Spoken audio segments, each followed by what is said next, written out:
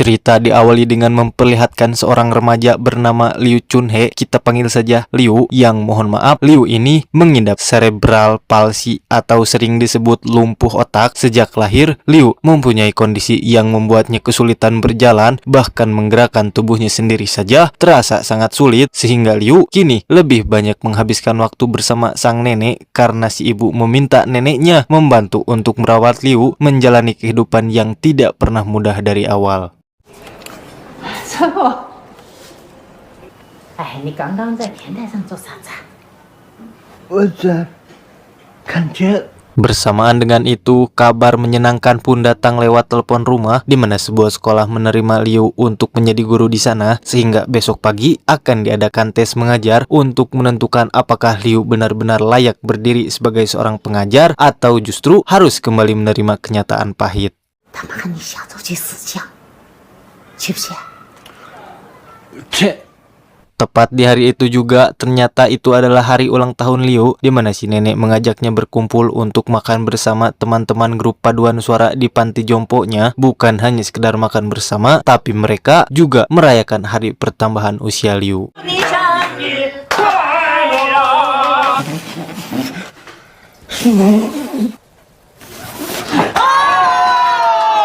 Meski fisiknya memiliki keterbatasan, tapi Liu dianugerahi kecerdasan luar biasa yang tidak dimiliki manusia pada umumnya. Bahkan ia meraih nilai tertinggi saat ujian pendaftaran guru. Teman-teman neneknya yang sudah lanjut usia pun menerima Liu dengan sangat baik. Namun di tengah suasana penuh tawa itu, tiba-tiba saja Liu tersedak, yang mana hal itu sebenarnya sudah biasa terjadi akibat kelainannya. Tapi kali ini berbeda, Liu tersedak hingga kesulitan bernapas, sehingga si nenek terpaksa harus membawanya pulang sebelum acara selesai. 刘成后，这个样子回去找他妈看到，肯定把老子妈安逸。你们在做啥子？ Sesampainya di rumah, si ibu yang melihat hal itu pun marah besar. Perdebatan pun mulai terjadi antara ibu dan nenek, sementara Liu hanya bisa terdiam dan mendengarkan dua orang yang sama-sama menyayanginya. 要不是你，我晓得刚生的娃儿可以扔到垃圾桶头去喂狗啊！ 你放屁！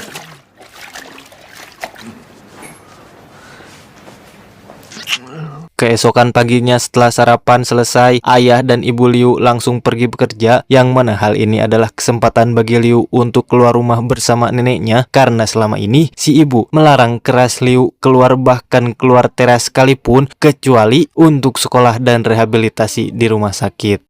走了走了，这盘真的走了。 Singkat cerita, dengan didampingi sang nenek, Liu pun mengajar di sebuah SD, namun murid-murid di sana tidak menyambutnya dengan baik. Saat Liu menjelaskan pelajaran tentang puisi dan memberikan contoh, mereka malah menertawakannya. Tapi dengan jiwa gurunya, Liu tidak menghiraukan semua itu, bahkan ia tetap melanjutkan pelajarannya sampai selesai. 大家好，我叫刘春和。 这是得了什么病呀？这谁给你反正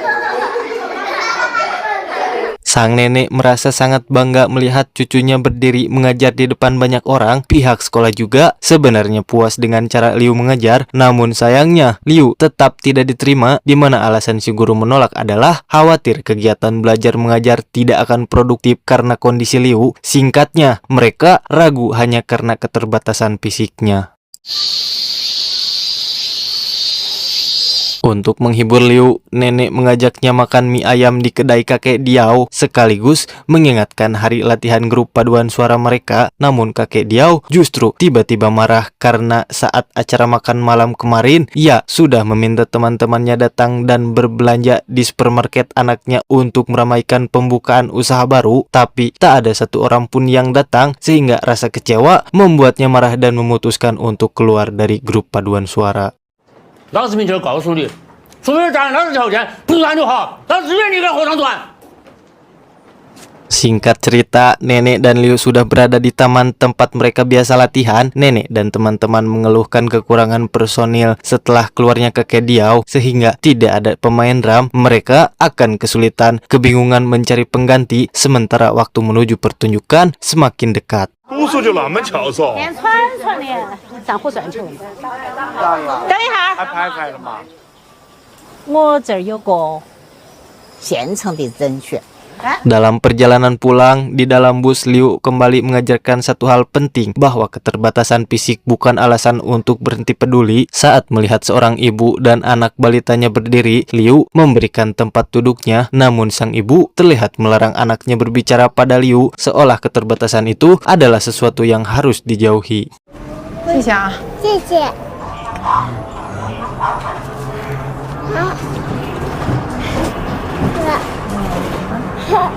Saat Liu berdiri, tiba-tiba saja Pak supir menginjak rem mendadak, yang hal itu membuat Liu terjatuh dan tersungkur ke lantai. Melihat cucunya jatuh, nenek langsung marah kepada Pak supir karena teledor dan membahayakan penumpang, begitu juga cucunya. Ia meminta supir itu untuk meminta maaf, namun dengan angkuh Pak supir pun menolak dan bahkan mencela kondisi fisik Liu, sehingga amarah sang nenek memuncak dan pertikaian pun tak terhindarkan. Ironisnya, seluruh penumpang justru membela supir. Mereka memaksa nenek untuk mengalah agar perjalanan bisa segera dilanjutkan.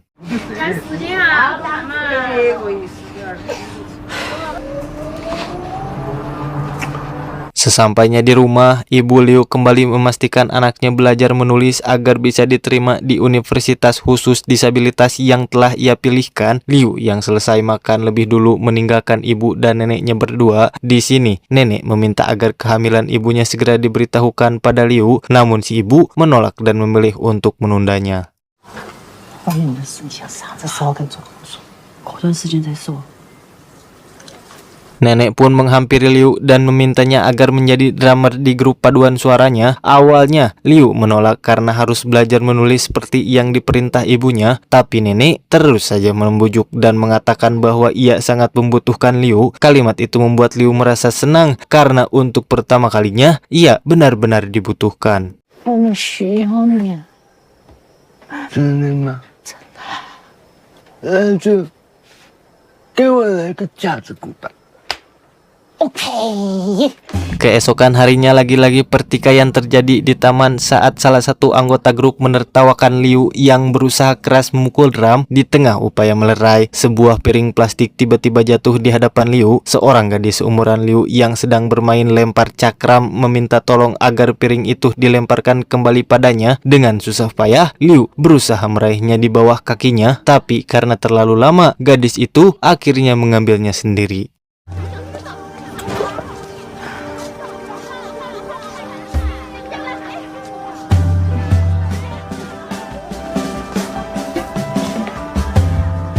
Di usia dewasa itu, dari raut wajahnya terlihat Liu bahagia dengan perlakuan si gadis. Apakah itu salah? Tentu tidak. Kesalahan utama laki-laki adalah memiliki hati. Kagum yang berulang perlahan berubah menjadi cinta, lalu harapan, dan seringkali semua itu berujung pada obsesi dan rasa sakit yang hanya dirasakan satu pihak.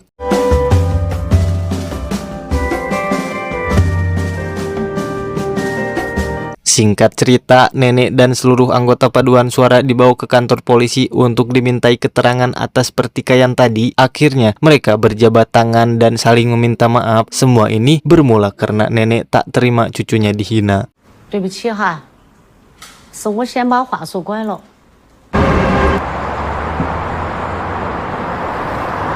Malam harinya, wajah gadis itu terus terngiang di pikiran Liu sampai-sampai ia tersenyum sendiri. Namun si ibu datang dan mengatakan bahwa ia dan ayahnya akan pergi cukup lama tanpa menjelaskan sedikit apapun. 我和你爸爸有事要出去一段时间，可能有一阵子哦。啥子事情哦？要去那么久？ Keesokan harinya di taman, Liu membantu salah satu teman nenek untuk mencairkan dana pensiunan melalui internet. Bagi Liu yang mahir dalam komputer dan jaringan, itu merupakan hal sepele. Setelah semuanya selesai saat hendak akan latihan drum, gadis yang ia kagumi datang menghampirinya kembali. Ia bertanya apakah bermain drum itu menyenangkan. Dengan tersipu malu, Liu menjawab bahwa sesuatu hal yang baru akan sangat menyenangkan baginya. 打鼓好玩吗？ 好。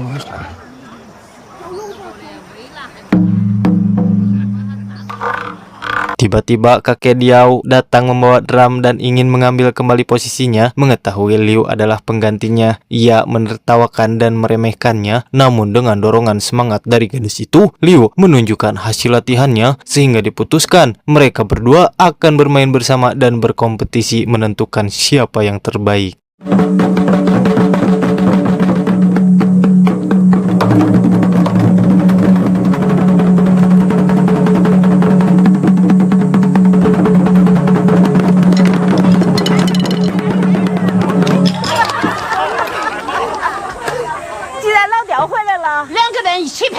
Di toilet, Liu kembali bertemu gadis itu dan dari sanalah ia tahu nama dia yang bernama Yaya, cucu dari salah satu teman neneknya. Di sana, Yaya meminta kontak Liu, namun Liu tak punya ponsel karena dilarang oleh ibunya. 加个微信。你不愿意啊？不是，我还没有微信。你是还没毕业呢吗？不是，我已经高中毕业了，我20岁了。再见哈，毕业生。再见。 Singkat cerita, malam pun tiba. Setelah Liu tertidur, ia bermimpi berlari bebas di taman bersama Yaya. Di dalam mimpinya, ia merasakan tubuhnya yang normal bergerak sesuka hati. Tapi pagi pun datang memaksanya bangun, menghentikan kebahagiaan yang belum pernah ia rasakan. Meski singkat, tapi mimpi itu membangkitkan kembali semangat hidupnya.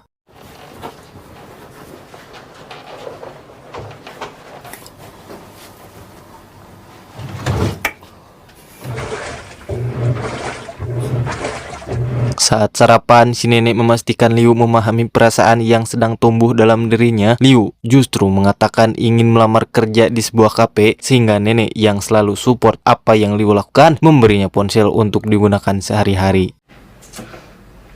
来个脚手机，你先拿去用。不要急哈啊！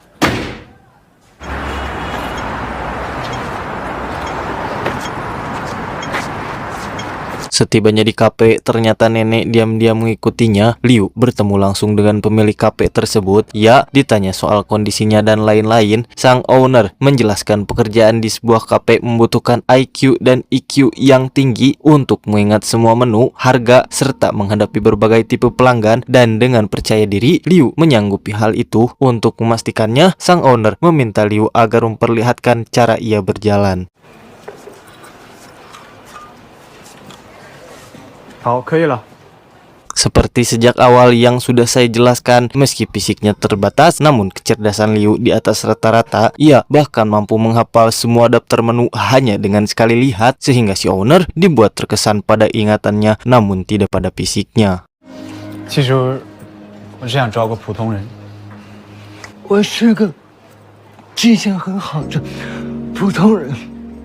Sejak awal ternyata Liu sudah tahu bahwa si nenek mengikutinya. Nenek pun mengajak makan siang bersama. Ia juga mengira kalau Liu ditolak dan mencoba ingin menguatkannya. Tapi ternyata Liu lolos wawancara dan diterima bekerja. Sehingga si nenek yang mengetahui hal itu seketika dibuat bangga dan kagum pada cucunya ini.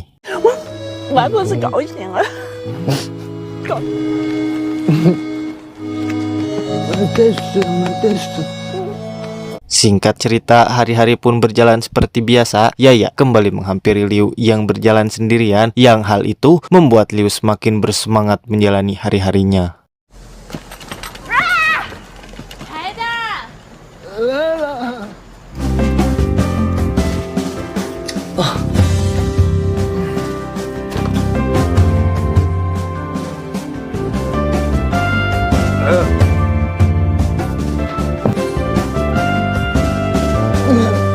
Liu juga tak pelit ilmu. Ia mengajari para lansia mengoperasikan ponsel, transaksi online, pesan Gojek, daftar Shopee Pay, dan lain-lain. Setiap malam, ibunya selalu menelpon memastikan Liu belajar agar masuk universitas khusus disabilitas. Namun keinginan Liu berbeda dengan kemauan ibunya. Ia ingin masuk universitas normal dan menjadi seorang pengajar.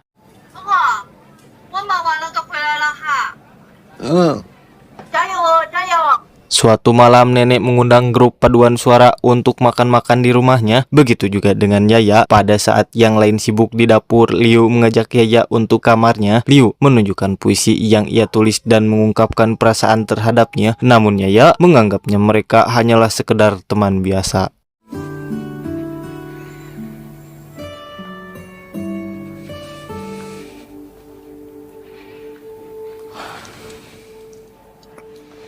Tiba-tiba Ibu Liu pulang dan tak sengaja memergoki mereka yang tengah berduaan sehingga perdebatan besar pun tak terhindari lagi, di mana Liu yang lelah merasa hidupnya selalu dikendalikan ibunya. Ia mengungkapkan bahwa ia tidak mendaftar di universitas rekomendasi ibunya, melainkan universitas normal pada umumnya. Bahkan ia bekerja di sebuah kafe untuk membiayai kuliahnya sendiri. Si ibu pun dibuat terkejut dan mengatakan hal yang tidak mengenakan hati, yaitu Liu tidak mungkin menjadi pengajar dengan kondisi seperti ini. Kata-kata itu seketika menghancurkan hati Liu. Liu sebenarnya hanya ingin dukungan dari orang-orang, terutama sang ibu. Sejak kecil ia selalu merasa sendirian, dan Liu pun tiba-tiba bertanya kepada si ibu yang membuat mata saya berkaca-kaca.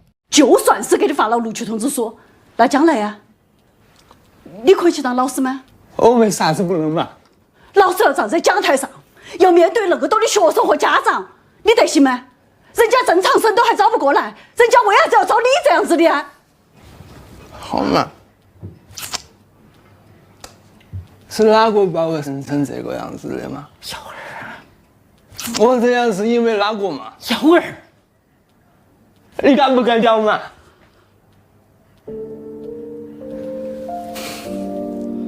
Liu pun menyendiri di atap dan mempertanyakan kepada universitasnya apakah cerebral palsy yang dimilikinya mempengaruhi penerimaan universitas. Si nenek pun datang menenangkannya dan tiba-tiba saja Liu mengatakan ingin memiliki SIM agar bisa lebih mandiri lagi. 你妈走了，我去考个驾照咋样？咋子啊？想跑得远远的。 Hari-hari berlalu, Liu rutin merehabilitasi dan mengikuti ujian mengemudi. Ia tetap berlatih drum bersama teman-teman nenek. Suatu sore tiba-tiba kakek Diao pingsan karena kelelahan. Namun di saat yang sama, ternyata ibu Liu melahirkan anak keduanya alias adik Liu. Di sana, Liu baru saja tahu bahwa dirinya menjadi kakak. 小儿，你当哥哥了，想不想去看一下？ Setibanya di rumah sakit, saat ia mencoba menenangkan adiknya yang menangis, ibu pun tiba-tiba datang dan mendorong Liu, melarangnya menyentuh bayi itu. Hati Liu pun seketika hancur dan merasa semakin dikucilkan, mengingat kata-kata ibunya yang pernah mengatakan kalau dia membencinya. Liu meluapkan kecewanya dengan mengemudi kecepatan penuh saat ujian SIM.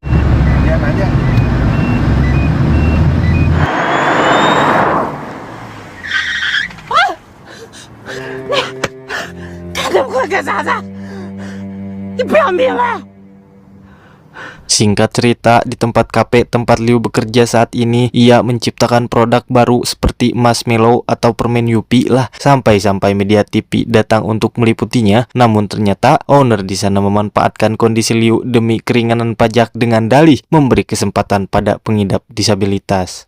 有上啲水，你其實走晒路樓聽嘛？ 小声点儿， 懂。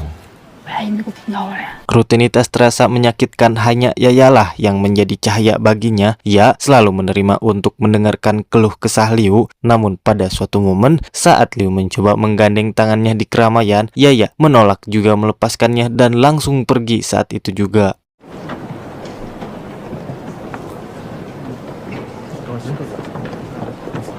我去上个厕所。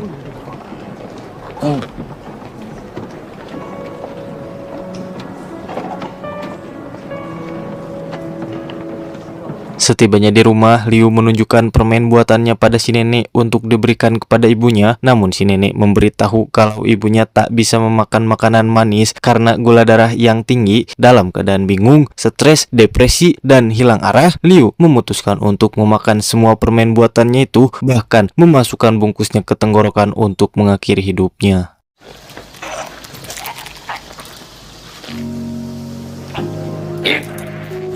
瑶儿，抓住了啊！抓住！你这是疯了你！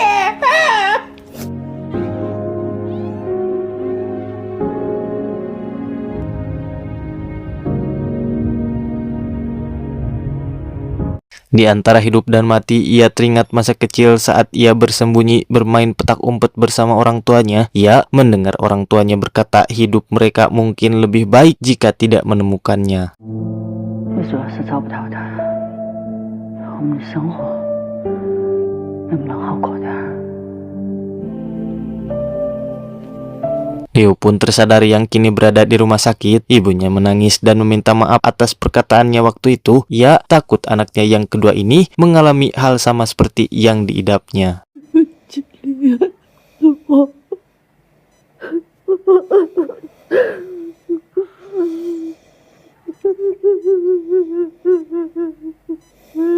Seminggu kemudian, pada malam hari, nenek menceritakan masa lalu ibunya yang dibesarkan tanpa kasih sayang penuh karena nenek harus pergi bekerja ke luar negeri setelah ditinggal suami. Sejak kecil, ibunya juga kekurangan cinta dari orang sekitar dan orang tuanya alias si nenek, namun kebenaran itu tak pernah disampaikan sampai saat ini.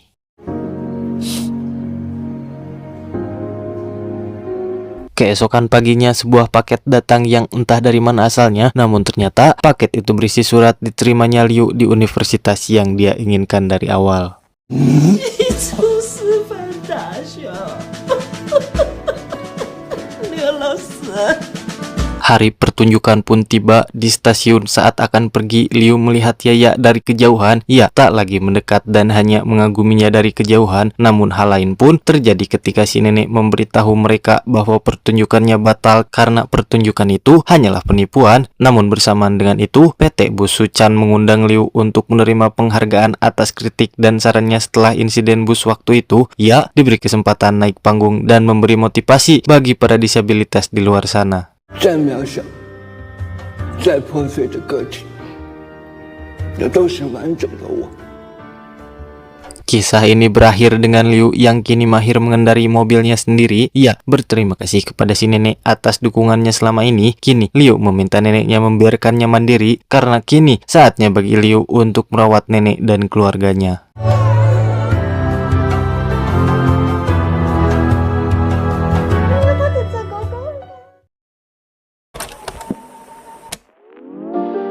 Film ini mengajarkan bahwa dunia yang luas sering terasa tidak adil, tetapi setiap orang tetap punya ruang untuk bermimpi dan membuktikan dirinya. Keterbatasan bukan akhir dari segalanya, melainkan awal dari perjuangan yang membentuk jati diri sesungguhnya. Saat orang lain meragukan, justru disitulah kita belajar berdiri lebih tegak dan melangkah lebih berani. Karena pada akhirnya, yang membuat hidup terasa besar bukan seberapa sempurna kita di mata dunia, melainkan seberapa kuat kita bertahan dan percaya pada diri sendiri.